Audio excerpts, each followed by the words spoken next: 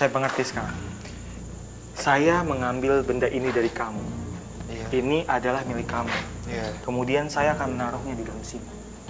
Itu artinya kamu yang akan jadi tumbal. Ini benar-benar jelas banget. Gambaran di mana ada satu pekerja, Fasya, yang pada saat itu seperti yang tadi dijelaskan sudah diincar menjadi korban.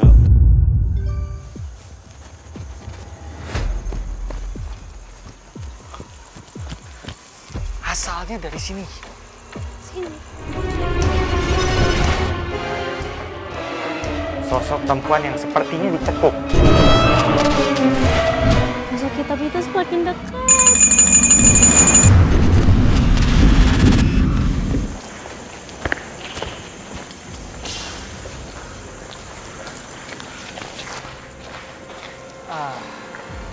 Tadi saya bilang ada sesuatu yang dikumpulkan, energi-energi yang manusia di masa lalu seperti itu di sini kok terasa lagi ya?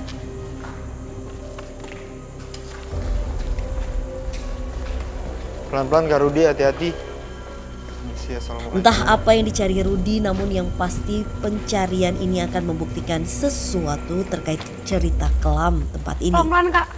Oh, ini juga... Tadi di sana ada banyak ruangan sih, kita sempat ngelewatin.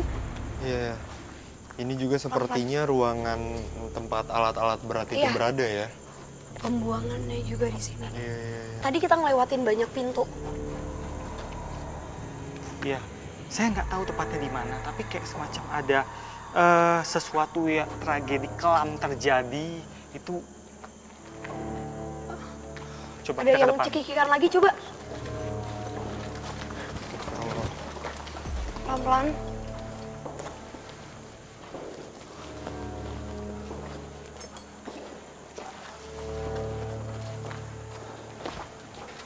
Hah?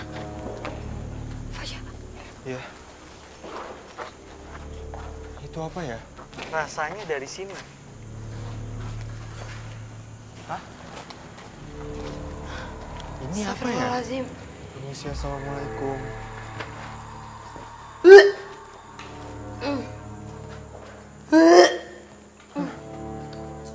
Astagfirullah. Fasya sini.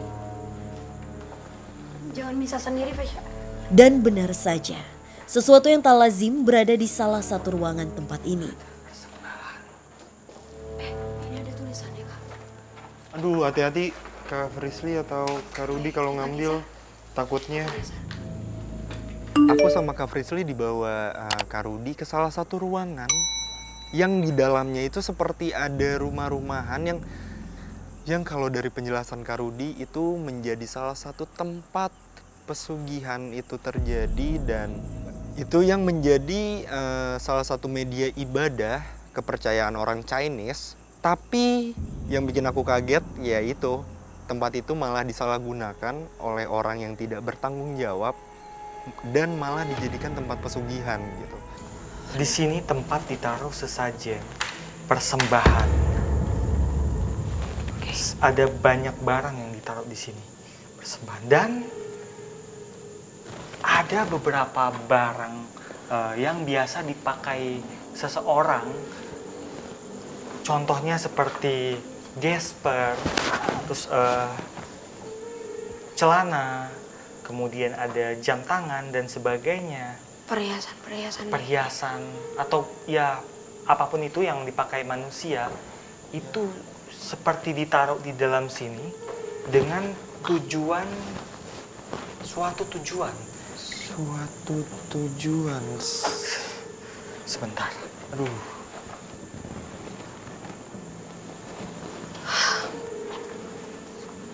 Ini serem banget sih.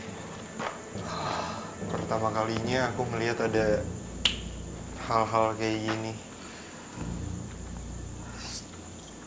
Saya mengerti sekarang. Saya mengambil benda ini dari kamu. Iya. Ini adalah milik kamu. Iya. Kemudian saya akan menaruhnya di dalam sini.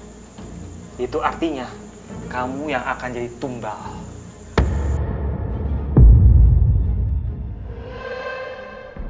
benar kata kakak dari awal. Magnet negatif ada di salah satu ruangan. Kita menemukan ini dan banyaknya korban pesugihan.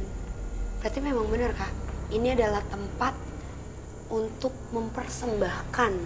Cuma uniknya adalah Fasya, biasanya mungkin kita ketemunya foto ya, kayak foto. Entah atau rambut. Iya, sesuatu. Kalau ini adalah benda milik seseorang yang diambil. Sangat sering dipakai. Dan itu udah pasti akan menjadi tumbal. Di belakang juga kan di sini ada tempat yang namanya, kalau disebut dulu kan pesugihan. Tapi mungkin penarik lah ya. Nanti kalau ke dalam sudut ke dalam itu di situ itu ada tempat kayak kandang ayam. Itu tempat naruh sajian di situ. Tapi Kak Rudi, Fasya, aku dapat gambaran kilas balik. Sebenarnya memang dulunya di sini ada lilin besar berwarna merah. Dan ini merupakan tempat sakral. Kenapa aku bilang sakral, Fasya? Karena pada saat ini masih aktif, ini adalah tempat berdoa, menaruh untuk bersembahyang, togaru, meminta untuk kemakmuran, hal yang baik. Tapi mungkin benar adanya sosok negatif itu hadir ketika ini sudah menjadi tempat yang kosong. Wadah ini pure menjadi wadah kosong, tidak ada dewa, tidak ada makhluk yang positif. Lalu diisilah dengan hal negatif yang dari tadi kita temuin. Iya. Jadi emang beralih fungsinya. fungsi. Iya, sebuah tempat ketika memang aktif lalu tidak aktif, dan mungkin banyak orang yang salah paham meminta sesuatu yang negatif, permohonan itu diterima oleh makhluk yang negatif. Itu Fasya. Oh, oke. Tapi untuk sosoknya sendiri di ruangan ini tuh ada sosok apa, Kak Rudi atau Kak Frisly, atau sosok pesugihannya ada di sini atau enggak? Kalau sosok itu yang aku lihat nggak ada. Tapi mungkin Kak Rudi dapat gambaran aura di mana keberadaan dia. Saya sendiri nggak merasakan di sini. Dan tadi waktu kita di luar, waktu kita jalan menuju sini, itu juga belum terasa. Atau mungkin kita coba jalan ke sisi gedung lain. Iya, aku setuju. Coba kita cari di tempat lain. Kayaknya memang pasti berjarak sih. Apalagi dia ngerasa mungkin kita udah menemukan titiknya. Yuk. Permisi. Assalamualaikum. Penelusuran kami pun mulai menemukan titik akhir. Guna menguak dalang dari peristiwa kelam yang hadir, namun seolah sengaja ditutupi, kepemilikan pabrik yang pernah berganti 2 kali ini seakan menambah kesan adanya penyalahgunaan sesuatu di tempat ini. 2014-nya itu ini pindah tangan. Tadinya punya 2014 pindah tangan ke Cinere. Kami pun mencoba menelusuri sisi lain dari area pabrik ini hingga Frisly menemukan sesuatu yang menjadi kunci terbengkalainya tempat ini. Oke Fasya, Kak Rudi,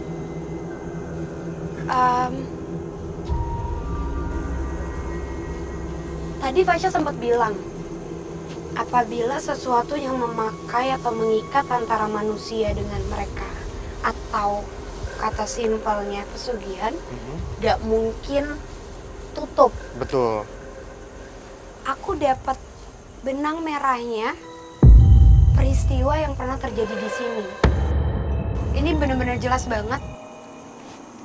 Gambaran di mana ada satu pekerja, Fasya, yang pada saat itu seperti yang tadi dijelaskan sudah diincar menjadi korban.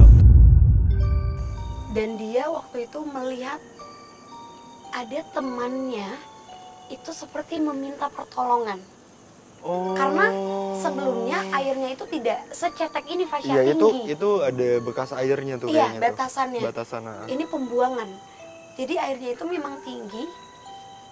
Dan setelah dia melihat temannya yang seolah meminta tolong, pada saat dia menggapai tangannya, ternyata malah dia yang ketarik.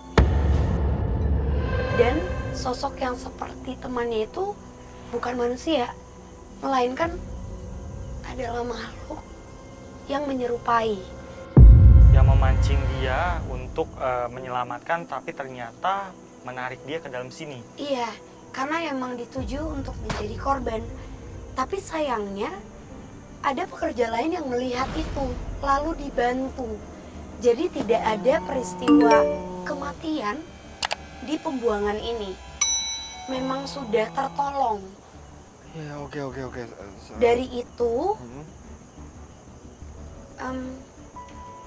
sosok yang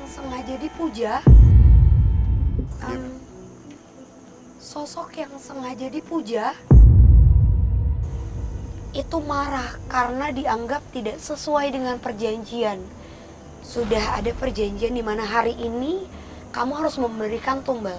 Tapi karena tidak adanya hal tersebut, maka bagian dari darah atau keluarga itu menjadi tumbal, atau bisa kita katakan itu menjadi titik kehancuran. Itu sih Fasya. Oke, aku ngerti. Berarti memang ada sosok yang bisa merubah wujudnya di tempat ini ya. Dan sosok itu ada hubungannya dengan pesugihan yang terjadi.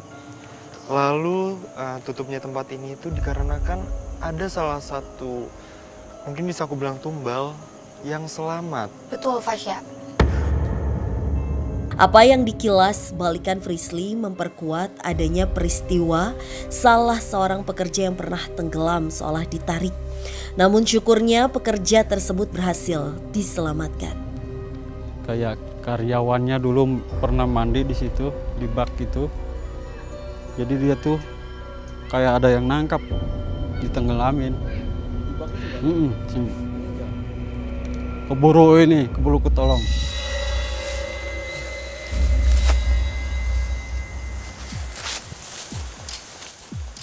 Hati-hati Kak Rudi.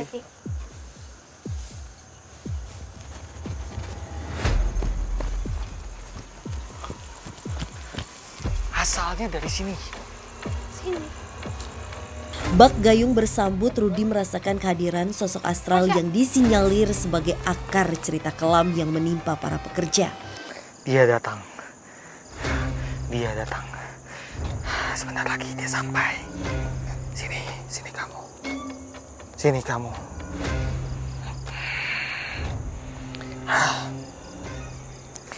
Di belakang sebelah kiri saya ada sosok besar sekali. Tingginya 6 meter. Jadi 7 kali tinggi saya. Hampir 7 kali tinggi saya. Ini sosoknya kakek tua. Ya. Kakek tua ini dia pakai kain hitam seperti sarung. Kemudian dia bertelanjang dada dan memakai tutup kepala terbuat dari kain juga yang berwarna hitam. Kalau di belakang gudang paling belakang itu ada jin. Dia ngerupain kakek-kakek aja. Dan dia kelihatannya ganas. Kelihatannya dia ini sosok yang jahat. Saya mau memastikan siapa dia. Saya mau coba berkomunikasi. Oke, baik.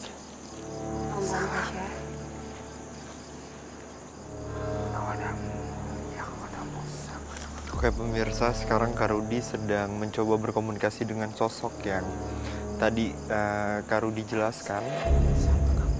Entah dia siapa di tempat ini, dia memang sosok yang cukup kuat di tempat ini. Jadi dia sosok yang dipuja. Dia memang benar, dia yang dipuja sama orang-orang, kemudian dia mendapatkan para korban-korban itu. Dan seperti yang tadi disebutkan sama Frisly, ada satu korban yang berhasil meloloskan diri, yang berhasil terselamatkan, dan akhirnya ya pesugihannya gagal.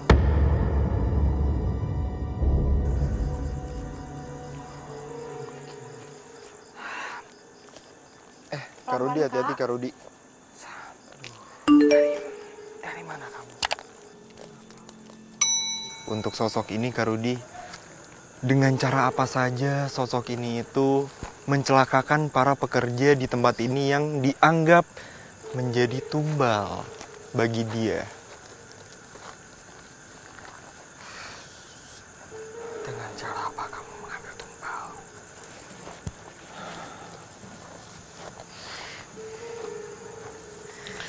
Oh.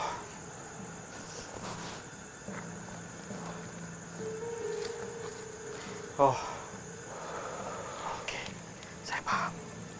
Jadi si ini merasuk ke dalam pikiran, bukan masuk ke dalam pikiran, tapi kayak semacam hipnotis, sirap, membuat si calon tumbal itu linglung, bingung, lalai, dan akhirnya terjadilah kecelakaan. Secara logika mungkin orang-orang awam itu akan melihat sebagai kelalaian kerja, tapi sebenarnya itu adalah ulah si Ki Dauk ini. Dan bahkan ada yang matanya ditutup. Pada saat pengerjaan yang di mesin itu kali ya kayak maksudnya. Iya, dia bilang nutup mata. Wow. Mungkin ini yang saya tangkap ya, mungkin tiba-tiba matanya kunang-kunang, tiba-tiba matanya itu nggak fokus, tidak melihat buram, mungkin ya. Seperti itu. Oke, Kak Rudi, Kak Frisly, aku sih udah dapat kesimpulan dari penelusuran malam hari ini bahwasanya memang ternyata beberapa mitos tentang bangunan ini atau tempat ini itu benar adanya ya. Seperti siluman ular, lalu mungkin siluman harimau, tapi sebenarnya itu adalah siluman anjing. Lalu tentang adanya pesugihan di tempat ini pun ternyata benar adanya ya, Kak Rudi, Kak Frisly.